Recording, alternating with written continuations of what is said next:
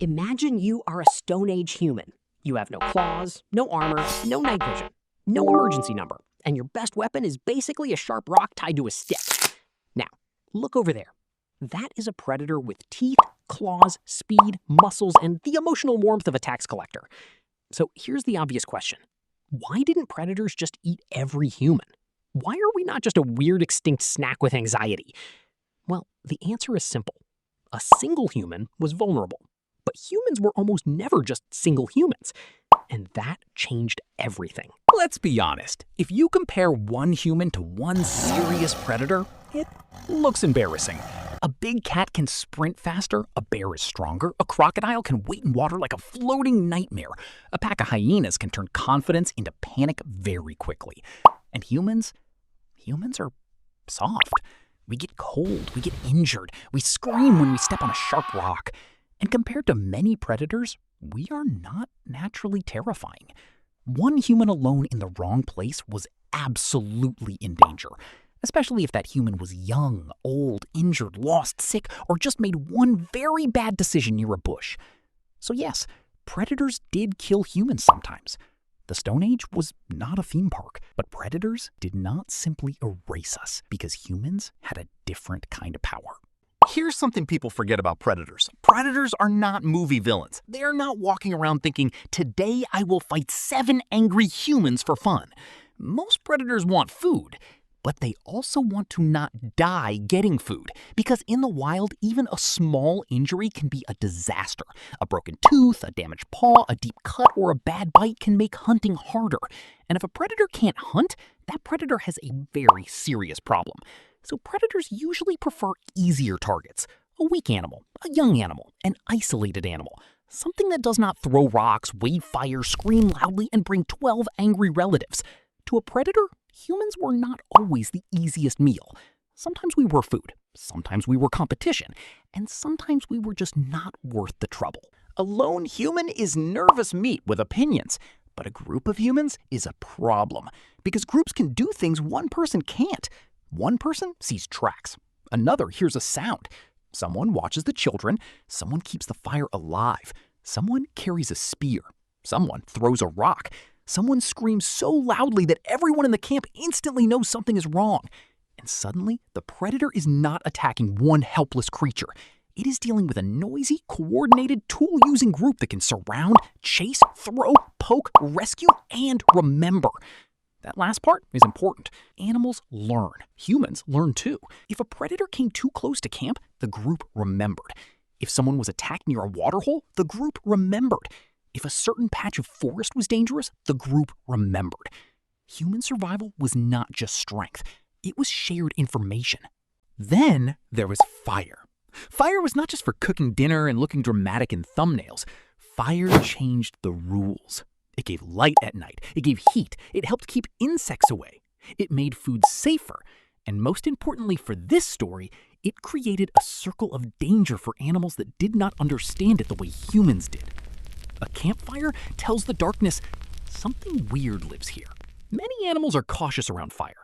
Not because fire is magic, but because fire is unpredictable, painful, bright, hot, and usually surrounded by humans who are already awake and suspicious. So at night, the fire was not just decoration.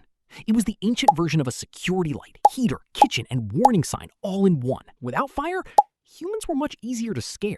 With fire, humans became harder to approach.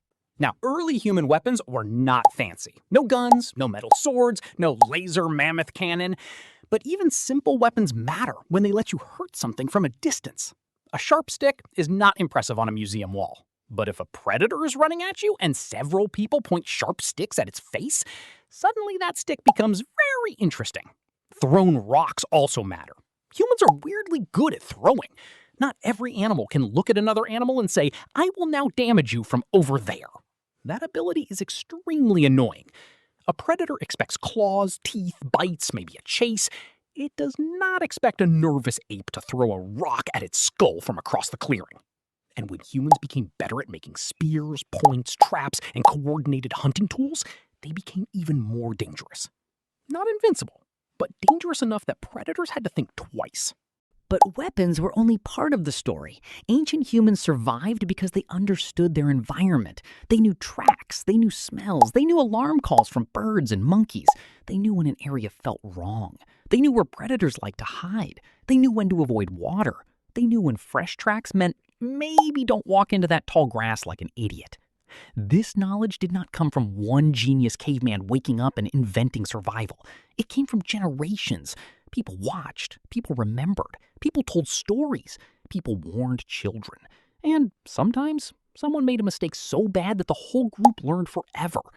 That is one of the reasons stories matter. A story can keep you alive without making you personally get eaten first. Very useful feature. Another reason predators didn't eat everyone: humans did not just sleep anywhere. Well, hopefully. A good camp mattered. You wanted visibility. You wanted firewood. You wanted water nearby, but not so close that every thirsty animal walked directly through your bedroom. You wanted shelter from weather. You wanted escape routes. And you definitely did not want to accidentally camp inside something else's hunting route. Choosing a bad camp could turn the night into a very short horror movie. Choosing a good camp did not make life safe, but it made life less stupid. And in the Stone Age, less stupid was a major survival advantage. There is another uncomfortable truth. Humans were prey sometimes, but humans were also predators. We hunted, we scavenged, we stole opportunities, we competed for meat. We could drive animals away from carcasses, we could follow injured animals. We could use tools to cut, break, dig, and carry. To many animals, humans were not just soft snacks. They were strange, loud, persistent creatures that showed up in groups, used fire, threw things, and did not always leave when they were supposed to. That combination is deeply annoying. Predators do not need every meal to be easy, but they strongly prefer meals that do not turn into a group project with weapons. And humans were very good at making things a group project. So why didn't predators eat every human? Because we were not the strongest. We were not the fastest. We were not the scariest, but we were social. We were alert. We used fire. We used tools. We learned from mistakes. We protected each other. And most importantly, we made ourselves inconvenient. That may sound small, but in nature, being inconvenient can save your life. A predator does not need to fear you like a monster. It only needs to think, maybe not worth it. And for ancient humans, that tiny moment of hesitation could be the difference between becoming dinner and making it back to the fire. But predators were only one problem. Because even if nothing tried to eat you, you still had to find food.